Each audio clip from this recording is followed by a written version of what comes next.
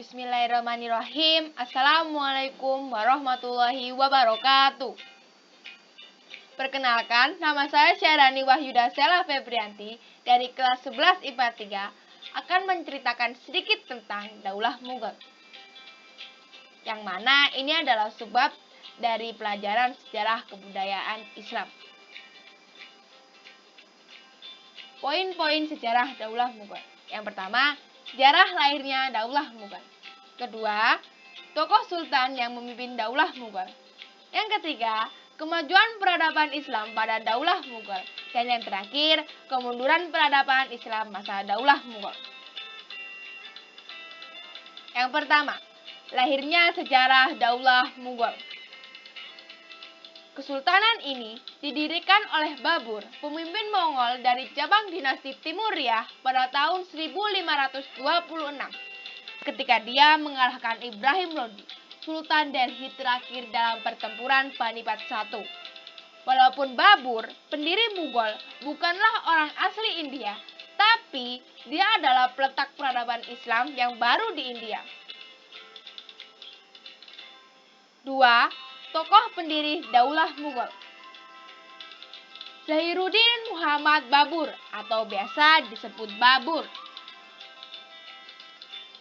Babur menjadi penguasa pertama sekaligus pendiri Daulah Mughal. Pada masa kepemimpinannya, seluruh kebijakan digunakan untuk membangun fondasi pemerintahan. Pada awalnya, kepemimpinannya Babur masih menghadapi ancaman pihak-pihak musuh, utamanya dari kalangan Hindu yang dari awal tidak suka terhadap berdirinya Daulah Mughal. Orang-orang Hindu menggalang kekuatan gabungan, namun Babur berhasil mengalahkan mereka dalam suatu pertempuran. Sementara di sisi lainnya, dinasti Lodi berusaha bangkit untuk kembali menentang pemerintahan Babur dipimpin Muhammad Lodi. Pada pertempuran di Gokra, Babur dapat mengakhiri perlawanan Lodi pada tahun 1529. Babur menguasai wilayah yang sangat luas, berbatasan dengan Kekaisaran Ming di timur, Tiongkok, dan Daulah Safawiyah di barat Persia. Babur tutup usia pada tahun 1530 Masehi. 3. Kemajuan peradaban Islam Daulah Mughal. Beberapa bidang kemajuan Daulah Mughal meliputi 1. Politik, perluasan wilayah.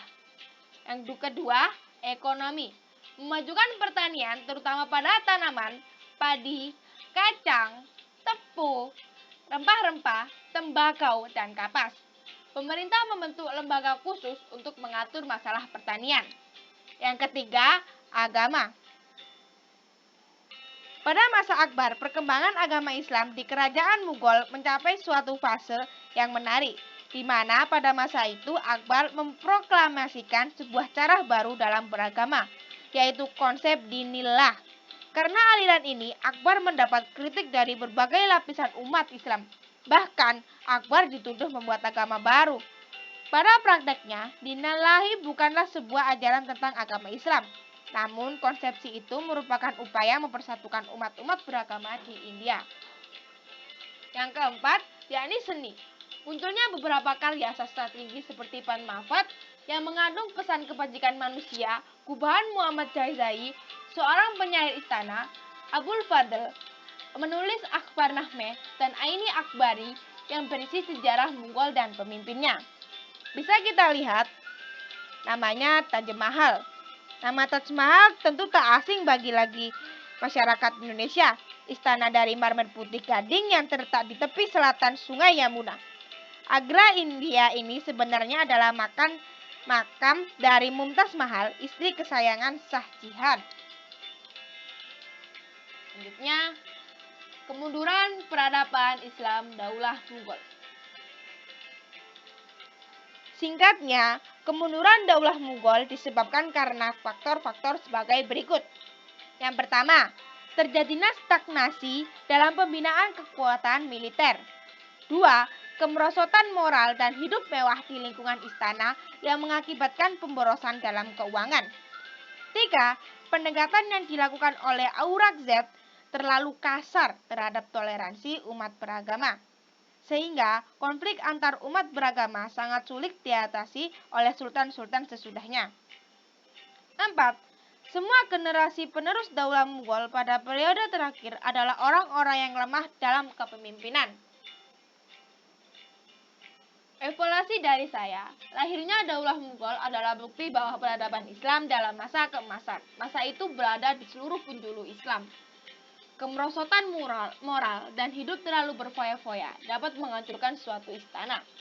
Kesalahan Aurangzeb terlalu kasar terhadap toleransi umat beragama, sehingga konflik antar umat beragama sangat sulit diatasi oleh sultan-sultan setelahnya. Pada akhirnya kebaikan selalu menang dan kejahatan akan kalah. Terima kasih atas waktunya. Saya ucapkan Assalamualaikum warahmatullahi wabarakatuh.